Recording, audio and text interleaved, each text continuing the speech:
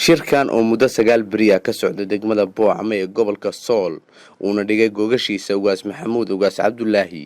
ayaa waxa xiritaankiisa ka soo qayb galay wasiirka duulista hawada iyo garoomada Puntland xildhibaano ka tirsan baarlamaanka Puntland isimo waxgarad ergooyinkii shirka ka soo qayb galay iyo marti sharaf kale. shirkan ayaa ujeedkiisa ahaa horumarinta iyo nabadgelyada degmada Boocame ee gobolka Sool sidii lagu wada qayb qaadan lahaa kaas oo ay ugu dambeyntii ka soo baxeen warmurtiyeed ka kooban 4 qodob oo salka ku haya.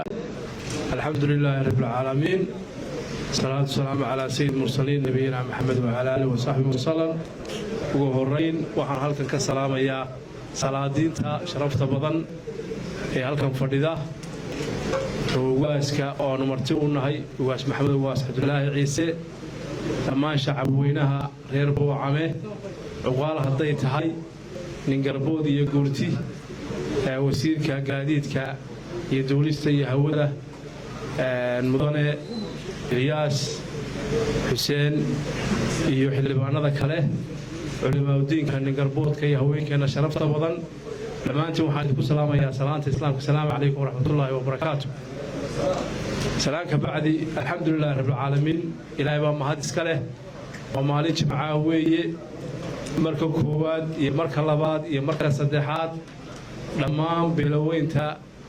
حسن وقاس أما هارون حسن أما هارون تخرج قفصيد ويغان يكونوا الدجان كم Boocame ينواحي جيسة يجوال كسول إلى هود وحنتكون سلام يا برلباد مرصدحات السلام عليكم ورحمة الله وبركاته. سلامك بعدي runtii maanta farxad weyn bay noo tahay idinkana waa idin ducaynaynaayo intaas oo culimadii waaweyneed baa joogto gobolka ismadii baa jooga garajaamac ayaamihii dambe oran jiray magaalada waa dhaafaa waa kan halkan ka ducaynayaa baan u malaynayaa isagana hadda wixii ka dambeeya waxa weeye waa reer Boocame waxaan leenahay ilaahay magaalada ha barakeeyo magaalada Allah barakeeyo dad iyo dunya Allah idin barakeeyo. waaw garaja waa iska kii qadam ma saasaga daysid dad kasta hal cabaar baa lagu murmulaa magaalada kala saaraysa halkaas ay nuuday wadada la sheegayo cid iga isticmaal badani ma ay jirto garaja wuxuu yiri garaadada la sheegayo garajaamaca magaalada Maraawakeeyo haday burca ahaan lahayd isagu noqon lahaa haday taanay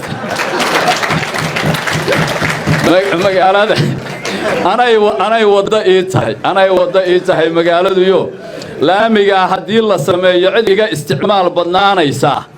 ma ay jirayso inta ugu badan baan ka qayb qaadanaynaa insha Allah taala inta ugu badan baan ka qayb qaadanaynaa ilaahayna waxaan ka baryaynaa meel dhow inuu ka soo qabto ka hagaajiyo oo laami isu magaaladu laami u baa ka dhiman si kala bimacna kalima magaalada laami u baa ka dhiman ilaahay soo dhaweey shirkan iyo tolka qabsaday Allah barakeeyo magaaladan iyo nawaaxigeeda iyo tolkeeda Allah barakeeyo inta hoos timaada Allah barakeeyo inta bah iyo beel la tahay Allah barakeeyo ilaahay saasaynu ka baryaynaa ilaahay waxaynu u weydiinaynaa roob dhibca waaweyn oo dad iyo deegaan iyo dunyaba ay ku barakowdo ilaahay uu ku caafimaadiyo soo reer miracidi kama joogto ilaahay hadduu kuu roon yahay reer raaga soo cidi kama joogto ducaada ha igu kaabaane midaan bele iyo dhibaato lahayn Allah ku shuba magaalada afarta kooni iyo afarta ilinba Allah kaga shubo mid aan wanaag mooyaane dhib xumaan lahayn ilaahay saasaynu ka baryaynaa magaaladan abaar ilaahay ma tusiyo dadkeeda iyo dunyadeeda iyo deegaankeeda ba Allah barakeeyo mid caafimaad ay ku helaan Allah siiyo ilaahu adaa bixiya anagu adoomaanuna adaa qaniya adaa qaadira adaa qawiya ilaahu shub ilaahu raxmaad ilaahu mid baliyada iyo baraagaha noo buuxiyo ilaahu noo wada shub ilaahu midaan loo kala guurin noo shub ilaahu deyrta deyr barwaaqa ka yeel ilaahu mid nabadgelyo iyo caafimaad iyo cibaado suuban aanu ku helo ilaahu noo shub ilaahu tawfiiqda noo hagaaji ilaahu talada noo suubi ilaahu culimada iyo cuqaasha iyo codkarka noo barakee ilaahu isimada reerkan u barakee ilaahu noo barakee ilaahu guud ahaan dhulbahante tafaraaruqba haye ilaahu tafaraaruqa naga saar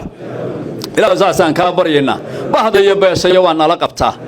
degmada Boocame ee gobolka Sool muddooyinkii ugu dambeeyay waxay ku talaabsanaysay horumar dhan walba leh waxaana si weyn uga qayb qaadanayay dadka deegaanka oo kaashanaya walba joogta iyo siyaasiyiinta deegaankaasi bulshada magaalada oo bidhaan media la hadlaya sheegay inay ku diirsadeen laambadaha cadceedda ku shaqeeya ee soorka loo yaqaan kuwaas oo ku xidhan wadooyinka shaariicada ee magaalada Boocame waxaana hirgelinta laambadahaasi door weyn ka qaatay keenista Boocame xildhibaan Ikraan Yuusuf Xirsi Banaf oo kamid ah baarlamaanka Soomaaliya lagana soo doortay gobolka Sool deegaankiisa Boocame magaalada ina system solar ah oo u sameeyo si bilicda magaalada iyo horumarka uga qayb qaato alxamdulillah way hirgashay waad aragtay bidhaan oo magaaladu say u kaahayso iftiinka ka baxaya waad aragteena waxayna bulshada ku dhaqan deegaanku ay sheegeen in laambadahaas ay door weyn ka qaateen horumarka bilicda magaalada Boocame sidoo kalena ay faa'iido badan ku qabaan ganacsatada degmada Boocame oo kor u dhaqaale halkaas ka soo galay waa kuwan bulshada Boocame oo ka hadlaya faa'iidada ay laambadahaas cadceedda ku shaqeeya u yeesheen magaalada haday tahay dhanka ganacsiga amniga bilicda iyo guud ee magaalada Boocame xagaag daawadayaal halkan aan joogno maaha qaarada qalaad iyo geeshisheeye ee wadamada Boocame ee gobolka Sool bulshooyinta iyo qaybaha kala duwan ee bulshada degmada Boocame ayaa si weyn u soo dhaweeyay leerarka tamarta cadceedda ku shaqeeya oo si weyn magaalada u nooriya xilliyada dambe waxay dadka deegaanku sheegeen in goobaha ganacsigu oo kobac dhaqaale oo kala duwan soo galay xilliyada habeenkii marka uu leerku tago waxa jirtay in dadka deegaanku ay sheegeen in aysan heli jirin waxyaabaha markaasi ganacsigooda kobciya laakiin se hadar wixii ka dambeeya marka xilliyada dambe uu leerku tago oo leerarka tamarta cadceedda ku shaqeeya ay faa'iidooyin fara badan ka heleen dadweynaha ama sidoo kale goobaha ganacsi dadka jooga halkan barnaamijkii horumarka deegaanka Boocame ayaan wali ku guda jirnaa afayeenka ayaan ka wareysan doonaa bal leerarkan tamarta cadceedda ku shaqeeya faa'iidada ay u leeyihiin xilliyada habeenkii horumarka deegaanka ku soo kordhiyeen aad iyo aad bay ugu soo kordhiyeen iyagoo ganacsiga ka qayb galay amniga ka qayb galay bilicda ka qayb galay aad iyo aad bay ugu soo kordhiyeen bilic ahaan ganacsi ahaan amni ahaan amnigu qofka wax samaynaya waa muuqanaya ganacsiguna waa ka falgelaya aad iyo aad leerku inta badan 10 iyo something habeenimo ayuu tagaa leerku xilliga hore ee uusan leerku uu shaqeyn jiray leerkan aan xidhnayn tamarta cadceedda ku shaqeeya xilligii hore ee leerka tamarta cadceedda ku shaqeeya aysan jirin leerku xilli buu tagi jiray hadeer leerka tamarta cadceedda ku shaqeeya xilligii laga hirgeliyay waxaad moodaa inta badan inaan la ogaanin leerku xilligu tago faa'iidooyinka aad ku qabtaan goobaha ganacsiga sidoo kale warbixin naga waxa kamid ah barkii arrin waagi hore aan leerkan jirin wax waqtiga lagu kala cararayay isagoo dadku waqtiga ka cararayo sida daraadeen ma hadeer wax waqti oo la dareemayo ama waqtiga laga cararayo ma jiro deesaba dhawaba mardaadan waqti ka cararayn dareemay maysid waqtigu tagi jiray ma dareemaysid yaa idii hirgeliyay leerkan yaa ka dambeeyay weyladu waxa loo hirgeliyay dowladda federaalka anta tan solarada magaalada la keenay bilicdeeda aad bay soo saaray iyo quruxdeeda iyo horumarkeeda iyo deegaanka ahaanteeda marka waxa loo baahan yahay wax allaale wixii deegaanka sii horumarinaya ama federaalka haato ama waxa weeye sida ay gabadhu federaalka ugu jirtay u keentay baaraha solarada magaalada bilicdeeda u soo saaray aad bay u wanaagsan tahay maadaama aan ganacsadaha magaalada solarkaas aad wax noo taray baahi weyn baan loo qabay aad bay arrimahaas u wanaagsan tahay wixii horumar oo sida tan kasi wanaagsan oo magaalada loo qabanayo ama deegaanka loo qabanay waa u baahannahay waa soo dhaweynaynaa waa sida goobtaada ganacsi markii hore xilligu leerku tagi jiray tamarta cadceedda aysan imaan waxa laga yaabaa in goobtaada ganacsi aad xilli jirtay hadeer faa'iido intee leeg baad ku qabtaa xilligu leerku joogo xilliga uu leerku tagi jiray xilliga 10ka hadeerna baahida loo qabay iyo sida aan u helay aad buu noo anfacay ama leerku ha tago ama hadduu is joogin intaba waa u baahannahay salaamaya kaameramanada iyo inta meesha joogta horta niyow dowladda Soomaaliya oo federaalka Soomaaliya mahadsan tahay leerku waa wax loo baahnaa doo muhiimadda ugu weyn magaalada bilicda soo bixi karto magaalada yaami hore waa desaneed leerku ka tagi jirto 10ka hadda ilaa 4 aynu joogaa marka aad baan ugu baahnin solarka horumar intee leeg gaarsiiyay bilicdii soo saaray oo meheradii iska shidayna 12 kowda marka halkaas ka fiirsanaysaa si fiican waa lagu liibaan. bismillaahir rahmaanir rahiim. magacaygu waxa weeye maxamed jaabiri, waxaan ku suganahay degmada Boocame. waxaan ka mid ahay dhalinyarada iyo aqoonyahanka dadka dhalinyarada ee ka mid magaalada Boocame jooga ku nool. maanta halkan waxaan ka hadlanaa processka solar systemka oo leerarka runtii haddaan ka mid nahay dhalinyarada ama aqoonyahanka dadkan deegaanka waxaanu aad iyo aad ugu faraxsannahay horumarka uu ka mid yahay solarka oo ay noo soo gudbisay xukuumadda federaalka Soomaaliya nabadii nolol ayna noo soo martay xildhibaanada deegaanka Boocame Ekraan Yuusuf Xirsi. way ku mahadsan tahay sida wanaagsan ee ay noogu soo gudbisay macnaha cabashadeedii iyo waxqabadkii aan uga baahnayn ay qayb weyn uga qaadatay. marka aad baan ugu faraxsannahay. waxaan ka mid ahay dhalinyarada aan ugu soo bartay deegaanka, waxaan ka mid ahay ganacsatada yaryar hadda soo kobcaya. marka waxyaabaha aan aad ugu faa'iidnay waxaa ka mid ah meheradaha iyaga oo xilli hore la xiri jiray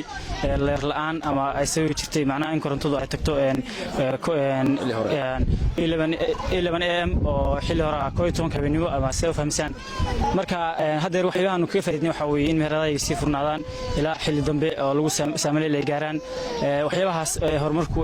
in bulshadu ay aad ugu ganacsato, in dadkii macnaha magaaladii ay horumar weyn ay soo siyaadiso, in magaaladu markii xilliga dambe oo leerku tago aan la arki jirin marka macnaha dadka aan garanayn ay ka habaabaan. saas u tahay hadda ay u suurtoobayso in ay markaba arkayaan leerka iyo iftiinka magaalada iyo ka marka laamiga oo u jira 20 kilomitir magaalada marka laga soo leexdo ay u muuqanayso magaaladu. marka waxyaabo aad u baanu ka faa'iidnay solarka 30 xabo weeye systemkii koowaad oo hore. waxaan filayaa xilmaadu waxaa noo ballan qaaday in kuwa dambe ay jiri doonaan noo socdaan. way ku mahadsan tahay sida wanaagsan ee nagu soo gudbisay. waxaan ku faraxsanahay in mar labaad iyo mar saddexaad horumarka noo keento. mana ahan waxqabadka koowaad ee xilmaadu ay noo qabato, waxyaabo badan oo hore ay noo qabatay oo ay deegaanka u ballan qaaday. haddana ballanqaadkii waan fulinayaa ay tiraaday in ka badan. waxaan jeclahay mar koowaad iyo mar labaad soo laabato. waxaan ugu hambalyeynaa sida wanaagsan marka laga yimaado solar systemka waxaa jira Boocame waxay ka mid tahay meelaha hadda tartanka kula jirta magaalooyinka waaweyn ee Soomaalida ka mid ah. ma jiro laami weyn oo dhex mara